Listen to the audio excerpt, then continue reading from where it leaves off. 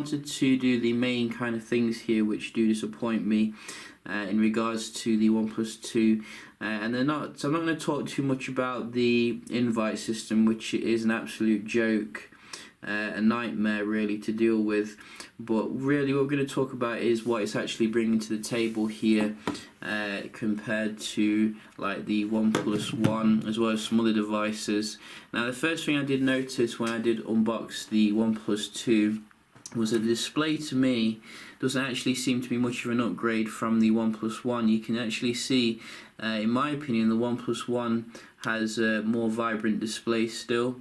Maybe, you know, it's some sort of setting or something with this particular OnePlus 2, but to me the display isn't really a huge improvement over the last model. Yes, the bezels are a little bit thinner, but you know, I'm not hugely bothered about that really. And the other thing that I want to talk about is the actual kind of specifications. We're running a Snapdragon, I think it's Snapdragon 810, and you can see in day-to-day usage, you know, the actual OnePlus One here seems to be just about as quick, or if not quicker. I think they had to really underclock the processor on the OnePlus 2 just to make it kind of run cool. And yes, it does run cool, you know, I've not had any major heating issues, but you can definitely see here the performance isn't quite up to par with a lot of handsets, particularly like flagship phones, such as this beautiful Galaxy Note 5, shall I say, here, which is absolutely crushing everything when it comes to the specs. The other thing which I was quite disappointed to see here is that we don't actually have the NFC on the OnePlus 2, but we did actually have it, I think, here on the OnePlus One. You can see in the settings we do have the NFC here. Now, some people will be saying, you know, they don't use NFC, it's not important, etc.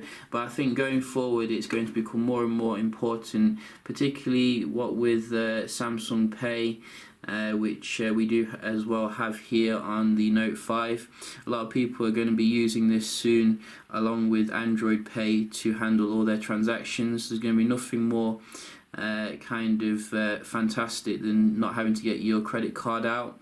So that is a major fail here from the so-called flagship killer for 2015. The other things I've been investigating is the speaker quality here. Now, apparently, even though you're getting two speakers here, you're only actually getting one kind of output in terms of the speaker. You can see when you do actually cover this one, the sound basically disappears, which isn't very good. So if you're gaming or something and you're holding it like this, you can say goodbye to your sound. You didn't actually have that problem so much on the OnePlus One, I didn't find.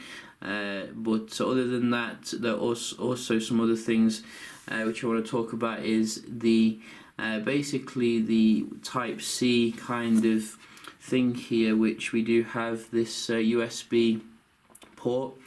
I didn't realise how annoying it would be until I tried to basically connect it to my car and connect it to my PC and connect it to just a normal standard charger, and every time I have to think, oh, I can't connect it, you know, I've got to use the special red kind of adapter here, which is very nice, you know, don't get me wrong, but you know what happens if you lose this? I can't see too many replacements on the market at the moment.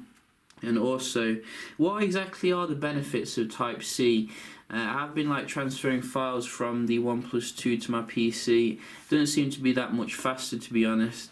Maybe you need a PC which is compliant with Type-C, but you know, there's not too many on the market at the moment. I think it causes a lot more hassle than it could have been. They could have just stuck with like you know, USB like 3.0 or something. I would have been very happy there.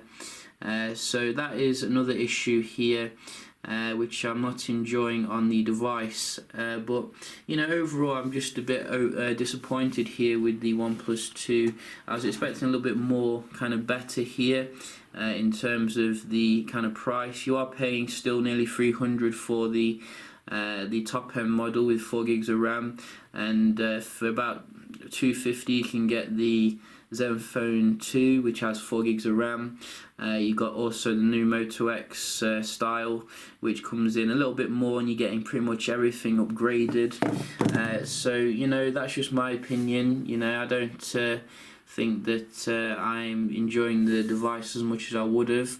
You know, what do you think? Do you think that OnePlus has dropped the ball this year? You know, do leave a comment if you want. But yeah, so I will see you in the next one. Cheers.